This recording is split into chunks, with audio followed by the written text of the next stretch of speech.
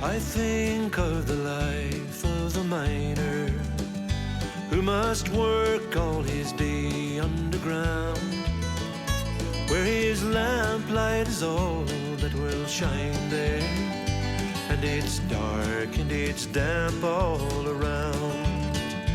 It is 2 or 3 miles to the coal face, and the tunnel is jagged and low, but he cannot find work on the surface, so it's down in the mines he must go. And joining us here in the Duignan mining experience now are 2 more former miners in Gerry Duignan and Pius Earley. And I presume lads coming back here this evening and seeing all the old photographs and the memorabilia and coming into mines probably brings back a lot of memories. Certainly does. Indeed, that's for sure. All good memories, maybe memories of hard work and good fun at the time. Oh, indeed, that was the way of life that time here, around here, yeah. Mm-hmm. All right, okay, let's start off, Gerry. What year did you come into the mines here in Duignan? I started off in 1976, and I was in it for 12 years. Left it in late 89, I think it was. Okay.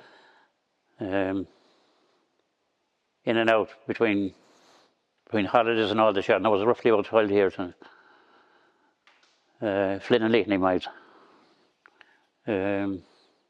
Rock mine up on top of the hill there. And there was a lot of a family tradition. Father followed son, brother followed brother. Yeah. In many ways, it was the only show in town.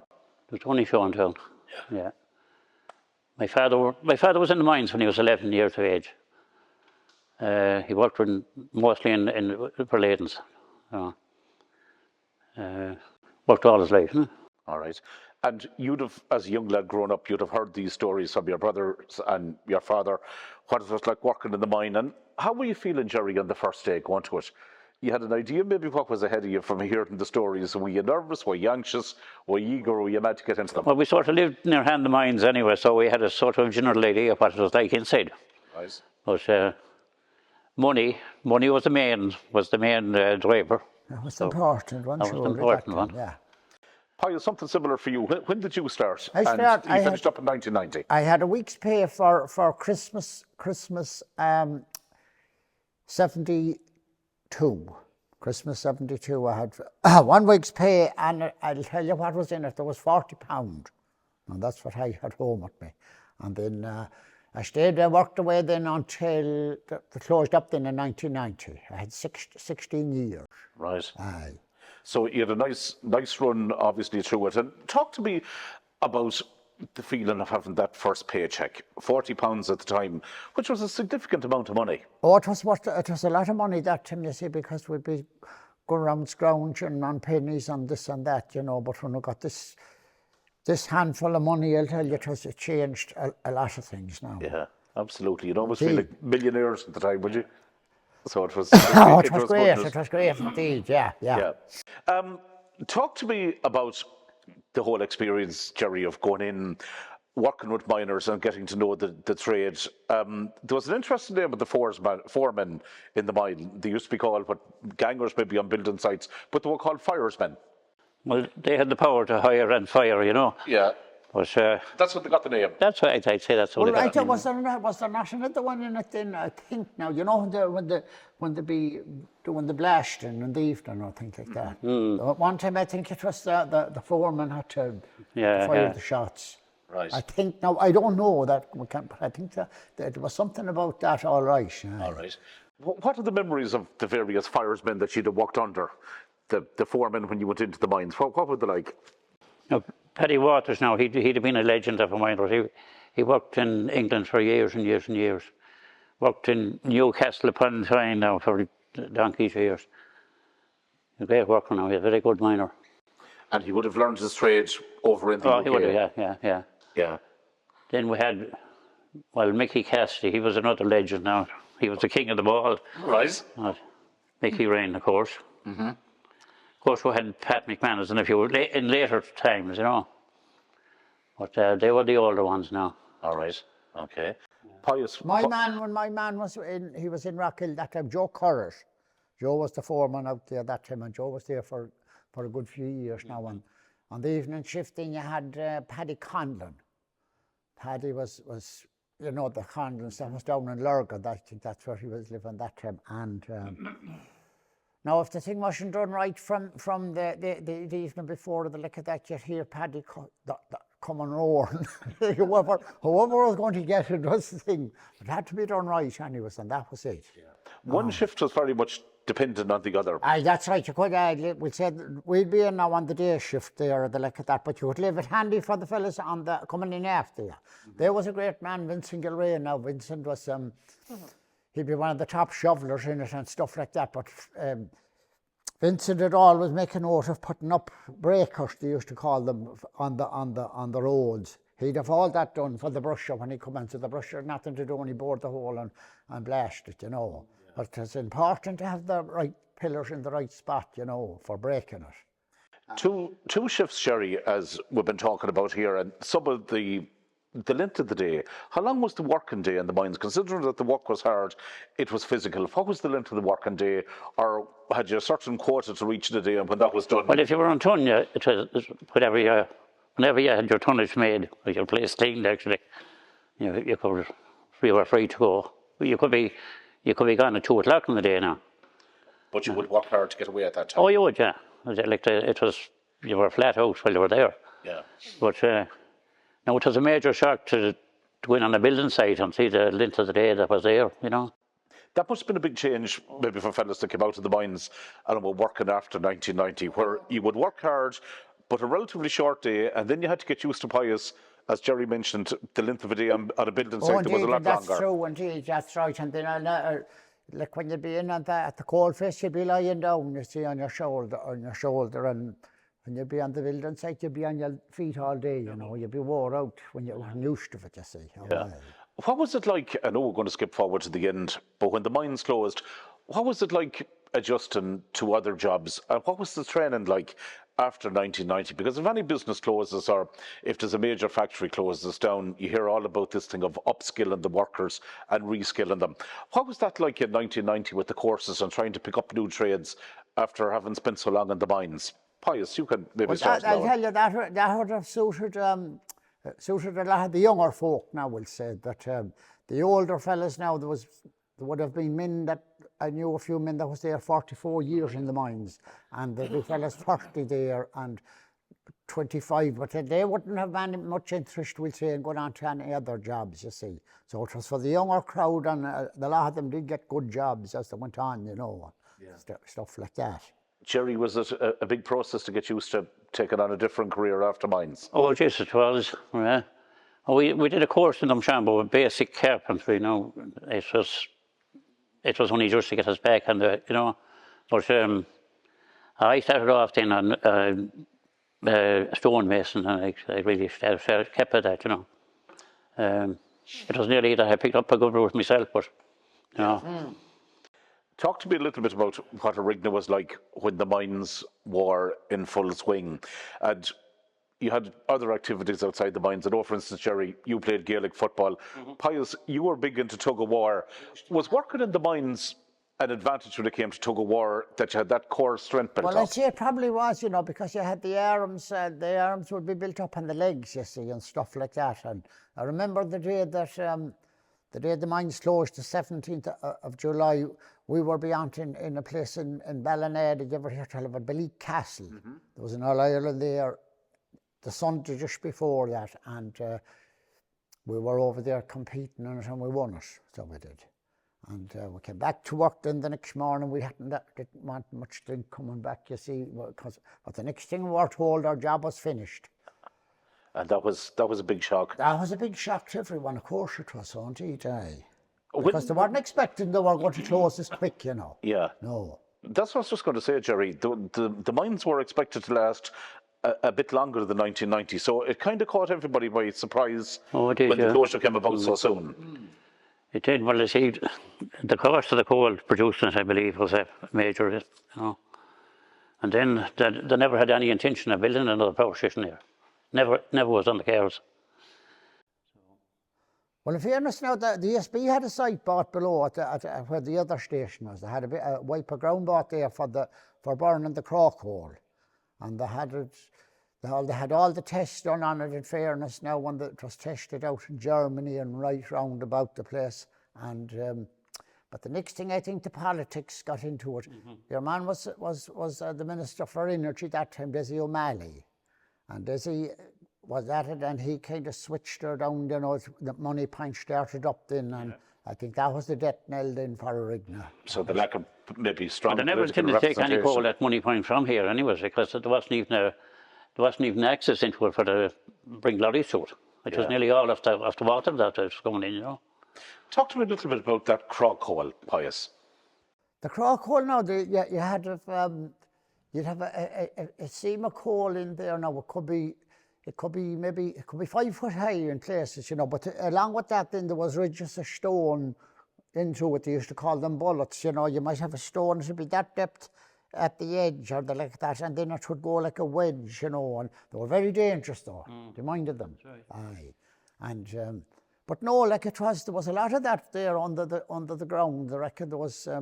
I think they had the surveys and all done, and I reckon there was the most of 100 years supply of coal left for the crock coal. Aye, to be a lower grade coal, but it was still okay. Like, Gerry, if the mines were still open today, 34, 35 years on when they closed, would it be difficult, do you think, to get fellas to go in and work with them now?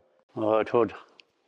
I personally wouldn't go back to them now, but that's, of course, any health issues or whatever, but I don't think the youngsters now would be interested in mining, to be honest.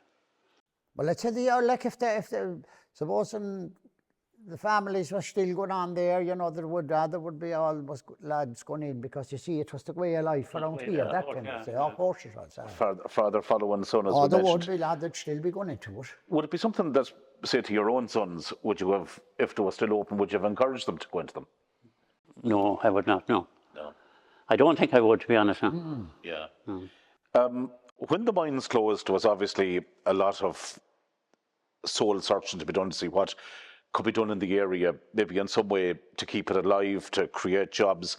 And tourism was very much seen as maybe a potential for bringing people into it. And Pius, somebody who was very much ahead of his time was Father Sean Tynan. That's right. Who would have been very much an advocate for the miners' way, that where people are watching these videos now. You would have known him maybe earlier than some of the people here from your involvement with fisheries and stuff. And again, for those that are on the mountains and doing the walk, what's very prevalent and very prominent is Loch Allen. And back in the 1980s, you made a very interesting discovery round Loch Allen. Talk to me a little bit about that.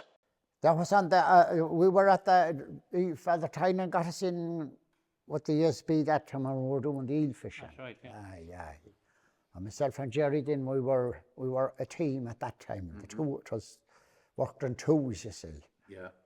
But like, it was a lovely operation. Now, you went out in the morning putting down nets and stuff like that and lifting them. Then you had to have all done, but you had to have them lifted at a certain time and put them down at a certain time, you know.